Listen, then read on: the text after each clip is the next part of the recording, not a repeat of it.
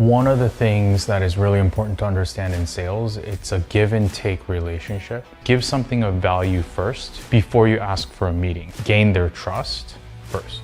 Oftentimes, a lot of founders, they go way too broad, and you can't sell the world if you're a startup. Emailing is getting very, very noisy. So you have to be a lot more intentional about thinking about where are people talking about the problem you solve. So I think really good tech salespeople are able to convince buyers that their technology is from the future, but can solve problems today in the most effective way. Hi, my name is Peter An. I'm a Korean-American tech sales coach. I specifically help startup founders and salespeople learn sales in a genuine, authentic way while gaining confidence in their approach. I started at Google straight out of college, and then from there, I went to Dropbox in the early days, helped them form their first enterprise sales motions, and was able to close their first 10 large enterprise deals. I've coached over 100 startups, and Figma is an example of a company where I helped them when they were around 20 people to figure out their early enterprise sales motions. Companies like Elicit in the AI space, Bezi, they sell in the 3D design space, and there's then companies like Twingate, who started off as a client of mine and then I joined full time. I really enjoy kind of the technical sales aspects because I think that's where like the hardest challenges are and where the most skeptical buyers are.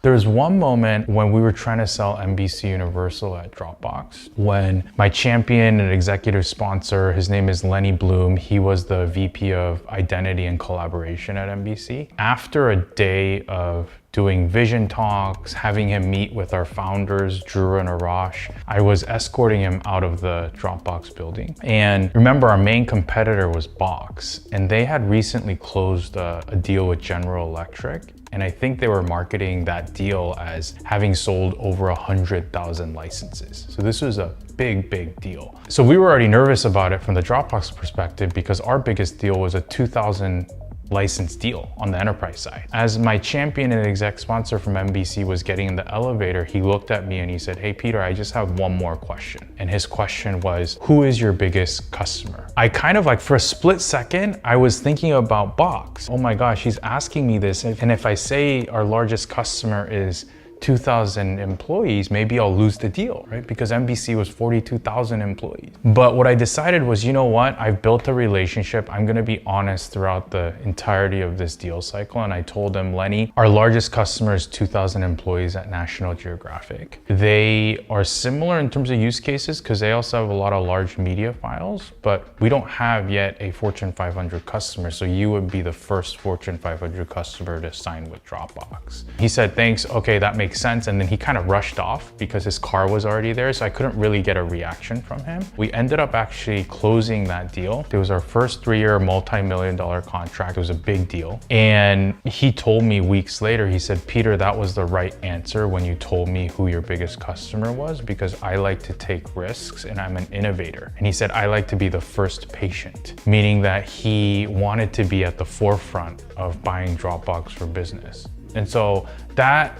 memory is seared into my mind because a lot of sales training is about, oh, you need to show credibility, you need to show that you're impressive. But there's moments where you also need to be just very brutally honest, because honesty always wins, transparency always wins, and enterprise sales is a trust exercise. The other lesson of that story is that you need to seek out innovators if you're a startup or you're an underdog. You need to align with buyers who have that mentality that Lenny had, because if he was looking for credibility like we had a 100,000 license deal, we would have lost that deal. But there were moments throughout that deal where I knew he was an innovator, where I knew it was exciting for him to work with the startup. And so that's the other lesson, is like to think about how are you aligning with innovators, because most people are followers. And so in an enterprise sales cycle, you need to be able to filter for the ones who are not followers, but the ones who are leaders from the buying side.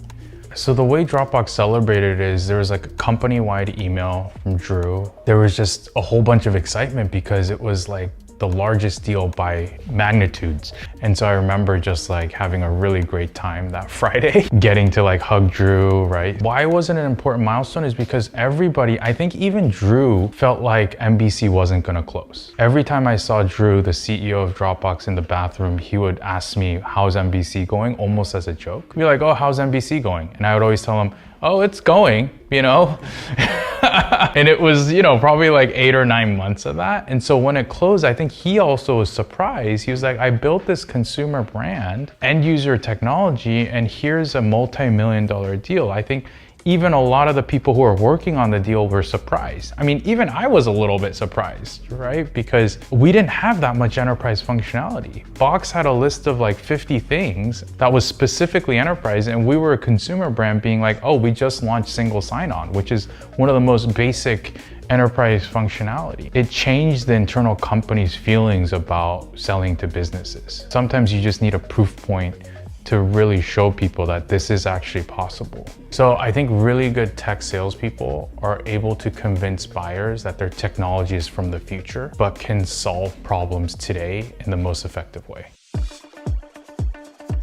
So if I were starting at a company fresh, what would I do like first day? Let's call it like the first weeks, like the first month. What I would focus on and trying to understand the product on a deep level. Like my goal in the first month of joining a technical company is how can I get to the level of a sales engineer in terms of understanding what's under the hood? Because I want to become an expert in that field as quickly as possible. So it's a lot of reading outside materials, reading documentation, asking the engineers or product managers how things work. Even if the questions feel like they're stupid, I'm always asking them because I want to understand when I get questions from customers how to respond, right? So that's how I treat the first month. After that, obviously, then you got to start putting points on the board. You got to attract customers, you got to close customers. So to your question of how do you actually approach customers? Today, what I suggest a lot of founders and sellers do is give something of value first to the prospect before you ask for a meeting. You know, let's say, for example, one of the pain points is how to do sales.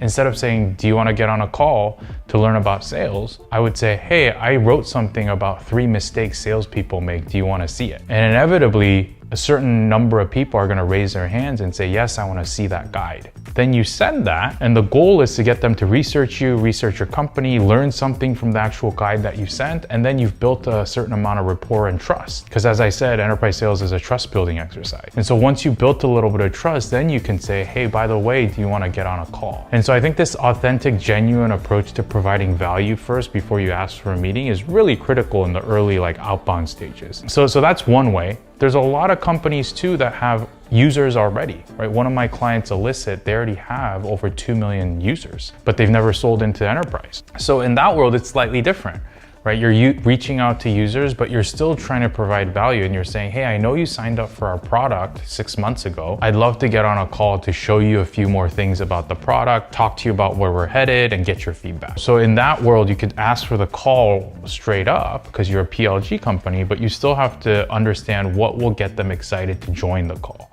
right? And typically it's, you know, something that is a new advancement in the product, or sometimes, you know, other incentives. You know, you have to think about adding value before asking for time. Don't try to sell things first. Try to provide value around a pain point you think somebody has. Gain their trust first.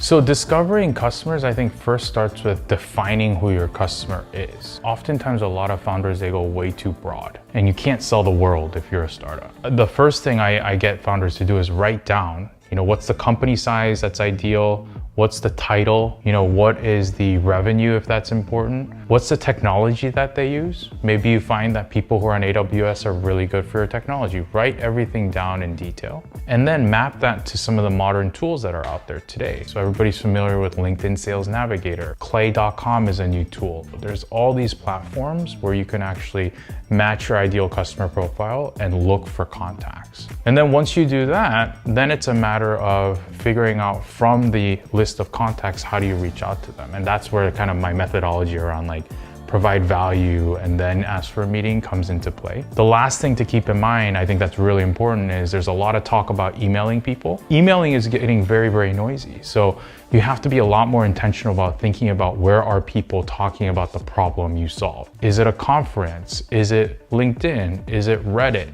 Is it Twitter, right? So then there's this whole strategy around how are we actually taking a multi-channel approach to find people where they're already talking about the problem. Sometimes it could be like a Slack community too. And then from there, you figure out the messaging and get into the execution path. So I think really good tech salespeople are able to convince buyers that their technology is from the future, but can solve problems today in the most effective way. One of the things that is really important to understand in sales, it's a give and take relationship. If you want your buyer to divulge information that is private to them or that might be sensitive or something that they're uncomfortable sharing, you also need to be able to mirror that and show that. A lot of great salespeople this goes back to honesty. They can be very, very honest about their situation and be very open. And that opens up the other side to open up about their own problems too. So that's one thing. I'll give you a very tangible example. Let's say I tell a buyer like, hey, I'm a little nervous about this deal because I don't feel like I did a great job with the demo on the last call. Do you feel that's the case? You know, that's very vulnerable, right? To say that, hey, like I didn't do a good job on the sales call. But psychologically what happens is the other side is like, oh, Peter's being very honest and vulnerable. Let me also share with him something that is equal to that level of question or answer or information. So I think that's one thing. The second thing is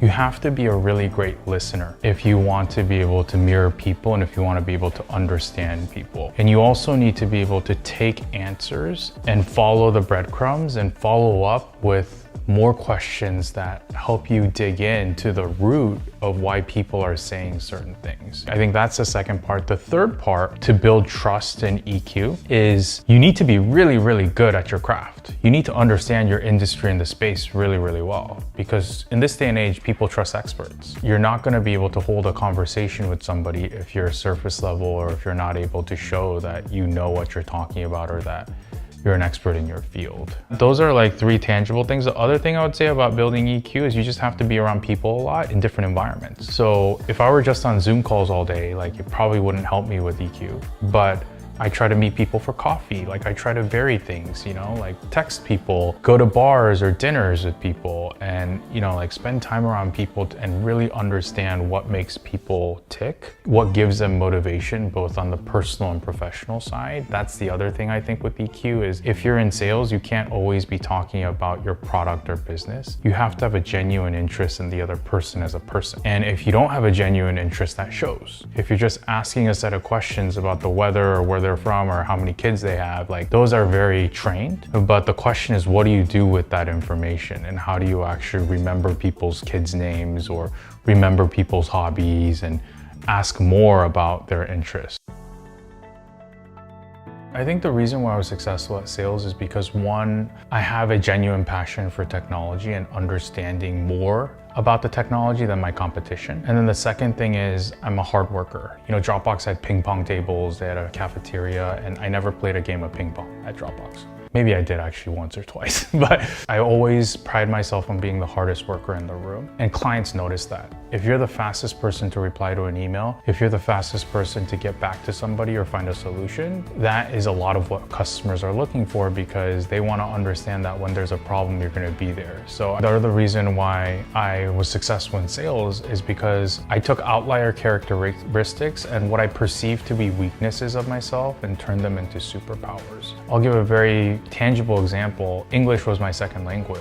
Initially as a kid growing up, I had a stuttering problem. I was not very confident speaking English. But fast forward to today, I teach people how to communicate and I think I'm more effective at it because I've actually created phrases that help slow down the conversation. So when I need to buy more time to think, I have phrases like, let me think about that, or that's a great question, but I don't know the exact answer right now, or can we go back to what you said in the beginning of the conversation? A lot of these phrases were designed to help me slow the conversation down, and I think it resonates with a lot of people who are not natural communicators because they can imagine how to authentically slow the speed of the conversation down for them. So turning something like that into a superpower. The other thing too is I thought it was going to be a weakness to be an Asian salesperson because there weren't that many Asian salespeople. But then I decided to actually lean into that and take people to Korean barbecue or karaoke bars instead of steakhouses and stuffy bars.